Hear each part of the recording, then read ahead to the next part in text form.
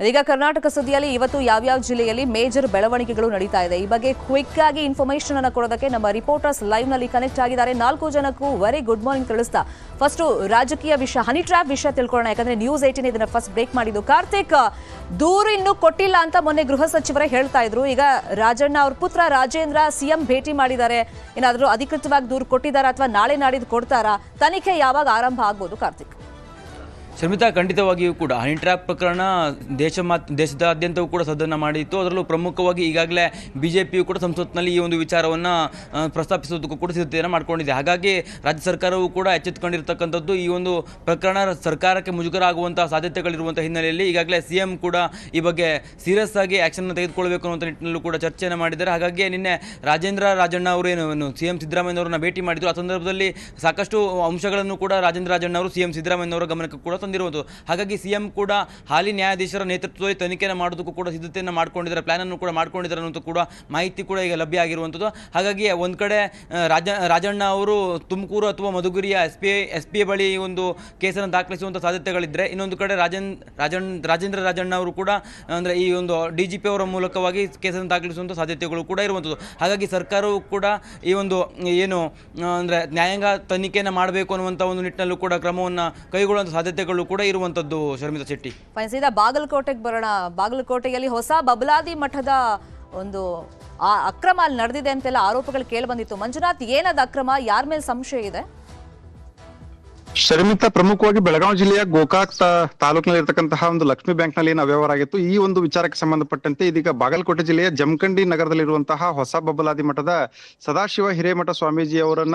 ಅವರ ಹೆಸರು ತಳಕು ಹಾಕೊಂಡಿರುವಂತದ್ದು ಆ ಹಿನ್ನೆಲೆಯಲ್ಲಿ ಅಂದ್ರೆ ಆ ಬ್ಯಾಂಕಿನಲ್ಲಿ ಅವ್ಯವಹಾರ ಮಾಡಿದಂತ ವ್ಯಕ್ತಿಯ ಖಾತೆಯಿಂದ ಈ ಸ್ವಾಮೀಜಿಯವರು ಮತ್ತು ಅವರ ಪುತ್ರನ ಖಾತೆಗೆ ಹಣ ಬಂದಿದೆ ಅನ್ನುವಂತಹ ವಿಚಾರಕ್ಕೆ ಸಂಬಂಧಪಟ್ಟಂತೆ ಅಲ್ಲಿ ತನಿಖೆಯಲ್ಲಿ ತಿಳಿದು ಬಂದಿರೋದ್ರಿಂದಾಗಿ ಇವರನ್ನ ವಿಚಾರಣೆಗೆ ಕರೆದಿದ್ರು ಅವ್ರನ್ನ ವಶಕ್ಕೆ CID ಅವರನ್ನ ವಶಕ್ಕೆ ಪಡೆದುಕೊಂಡಿತ್ತು ಗೋಕಾಕ್ ಪೊಲೀಸ್ ಠಾಣೆಯಲ್ಲಿ ಅವರ ವಿಚಾರಣೆಯನ್ನು ಕೂಡ ನಿನ್ನೆ ಮತ್ತು ಮೊನ್ನೆ 2 ದಿನಗಳ ಕಾಲ ಮಾಡಲಾಗಿತ್ತು ಅದಾದ ಬಳಿಕ ಸದ್ಯಕ್ಕೆ ಈಗ ಸ್ವಾಮೀಜಿ ಅವರನ್ನ ವಾಪಸ್ ಕಳಿಸಿದ್ದಾರೆ ಆದ್ರೆ ಈ ಅವ್ಯವಹಾರ ಯಾಕಾಯ್ತು ಎಲ್ಲಿಂದ ಹಣ ಬಂತು ಅದ್ರ ಹಿನ್ನೆಲೆ ಏನು ಅನ್ನೋದ್ರ ಬಗ್ಗೆ ಸೂಕ್ತವಾಗಿ ಸಮಗ್ರವಾಗಿ ತನಿಖೆ ನಡೀತಾ ಇದೆ ಅದಾದ ಬಳಿಕವೇ ಅಷ್ಟೇ ಈ ಎಲ್ಲಾ ವಿಚಾರ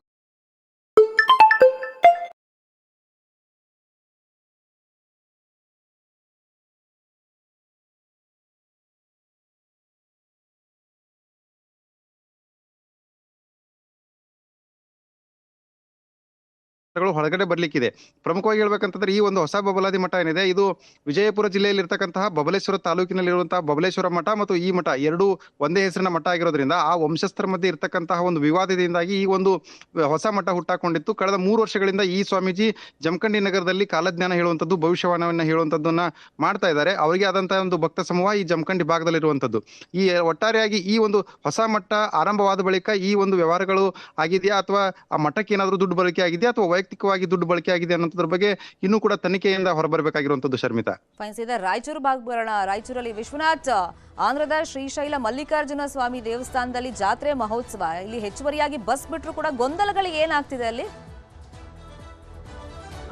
ಶರ್ಮಿತಾ ಭಕ್ತರ ಆರಾಧ್ಯ ದೈವ ಅಂತಲೇ ಹೇಳಲಾಗ್ತದೆ ಆಂಧ್ರ ಪ್ರದೇಶದಲ್ಲಿ ಇರ್ತಕ್ಕಂಥ ಶ್ರೀಶೈಲ ಮಲ್ಲಿಕಾರ್ಜುನನನ್ನ ಹೀಗಾಗಿ ಇವತ್ತು ಶ್ರೀಶೈಲ ಮಲ್ಲಿಕಾರ್ಜುನನ ಜಾತ್ರೆ ರಥೋತ್ಸವ ಇರತಕ್ಕಂತಹ ಹಿನ್ನೆಲೆಯಲ್ಲಿ ಈಗಾಗಲೇ ಲಕ್ಷಾಂತರ ಭಕ್ತರು ಕರ್ನಾಟಕದಿಂದಲೂ ಕೂಡ ಆಂಧ್ರ ಪ್ರದೇಶಕ್ಕೆ ತೆರಳುತ್ತಾ ಇದ್ದಾರೆ ಈ ಹಿನ್ನೆಲೆಯಲ್ಲಿ KSRTC ಇಂದ ಇವತ್ತು 280ಕ್ಕೂ ಹೆಚ್ಚು ಬಸ್ಗಳನ್ನ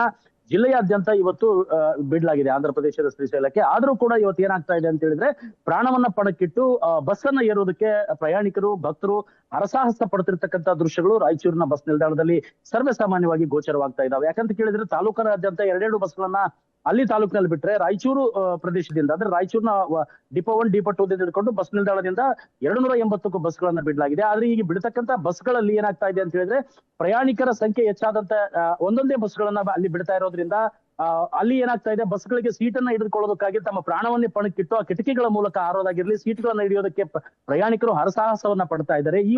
ಒಂದು ಸಂದರ್ಭದಲ್ಲಿ ಅಪಘಾತಗಳು ಅವಘಡಗಳು ಕೂಡ ಸಂಭವಿಸ್ತಕ್ಕಂಥ ಸನ್ನಿವೇಶಗಳಿದಾವೆ ಹೀಗಾಗಿ ಪ್ರಯಾಣಿಕರು ಕೂಡ KSRTC ಅಧಿಕಾರಿಗಳ ಜೊತೆಗೆ ವಾಗ್ವಾದವನ್ನ ಮಾಡ್ತಕ್ಕಂಥ ದೃಶ್ಯಗಳು ಕೂಡ ರಾಯಚೂರಿನಲ್ಲಿ ಕಂಡು ಬರ್ತಾ ಇದಾವೆ ಯಾಕೆಂತ ಕೇಳಿದ್ರೆ ನೀವು ಕೇವಲ ಒಂದೊಂದೇ ಬಸ್ಗಳನ್ನ ಬಿಟ್ಟು ಪ್ರಯಾಣಿಕರನ್ನ ಏರಿಸೋದ್ರಿಂದ ನಾವು 2 ಗಂಟೆ 3 ಗಂಟೆಗಳಿಂದ ಬಂದು ಬಸ್ ನಿಲ್ದಾಣದಲ್ಲಿ ಕಾದು ಕೂಡ್ತಾ ಇದ್ದೇವೆ ಹೀಗಾಗಿ ಸಮಸ್ಯೆ ಆಗ್ತಾ ಇದೆ ಒಂದೇ ಬಾರಿ ನೀವು 5-6 ಬಸ್ಗಳನ್ನ ನಿಲ್ಲಿಸಿ ಪ್ರಯಾಣಿಕರು ಅದರಲ್ಲಿ ಸೀಟ್ಗಳನ್ನ ಹಿಡಿದು ಹೋಗ್ತಾರೆ. ತದನಂತರದಲ್ಲಿ ನೀವು ಆ ರೀತಿಯಾಗಿ ಮಾಡಿ ಎನ್ನುವಂತಹ ಒಂದು ಅಳಲನ್ನ ಮತ್ತು ಮನವಿಯನ್ನ, ಒಂದು ಒತ್ತಾಯವನ್ನ ಅಧಿಕಾರಿಗಳಿಗೆ ಮಾಡ್ತಾ ಇದ್ದಾರೆ. ಹೀಗಾಗಿ ರಾಯಚೂರಿನಲ್ಲಿ ಶ್ರೀಶೈಲಕ್ಕೆ 280ಕ್ಕೂ ಹೆಚ್ಚು ಬಸ್ಗಳನ್ನು ಬಿಟ್ಟರು ಕೂಡ ಹೆಚ್ಚುವರಿಯಾಗಿ ಜನ ಹೋಗ್ತಾ ಇರೋದ್ರಿಂದ ಇನ್ನೂ ಅಧಿಕ ಬಸ್ಗಳನ್ನ ಬಿಡಬೇಕು ಎನ್ನುವಂತಹ ಒತ್ತಾಯ ಕೂಡ ಪ್ರಯಾಣಿಕರಿಂದ ಕೇಳಿ ಬರ್ತಾ ಇದೆ ಶರ್ಮಿತಾ. ಸೀದಾ ಕೊಪ್ಪಳ ಭಾಗಕ್ಕೆ ಹೋಗೋಣ. ಕೊಪ್ಪಳದಲ್ಲಿ 10ನೇ ಕನ್ನಡ ಸಾಹಿತ್ಯ ಸಮ್ಮೇಳನ, ಈ ನಿಟ್ಟಿನಲ್ಲಿ ಯಾರು ಅಧ್ಯಕ್ಷತೆ ವಹಿಸ್ತಾ ಇದ್ದಾರೆ ಶರಣಪ್ಪ, ಮತ್ತೆ ಇವತ್ತಿನ ಕಾರ್ಯಕ್ರಮಗಳು ಏನೇನಿದೆ?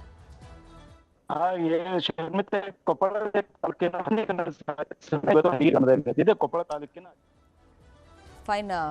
ಫಾಲೋ ಅಪ್ ಮಾಡೋಣ ಕನ್ನಡ ಸಾಹಿತ್ಯ ಸಮ್ಮೇಳನದ ಕೊಪ್ಪಳದಲ್ಲಿ. ಥ್ಯಾಂಕ್ ಯು ಸೋ ಮಚ್ 4 ಜನಕ್ಕೂ ವೆರಿ ಕ್ವಿಕ್ ಆಗಿ ಇನ್ಫಾರ್ಮೇಶನ್ ಕೊಟ್ಟಿದ್ದಕ್ಕೆ. ಮುಂದಿನ ಸುದ್ದಿ, ರೇಣುಕಾಸ್ವಾಮಿ ಕೊಲೆ ಕೇಸಲ್ಲಿ ಸಿಲುಕಿ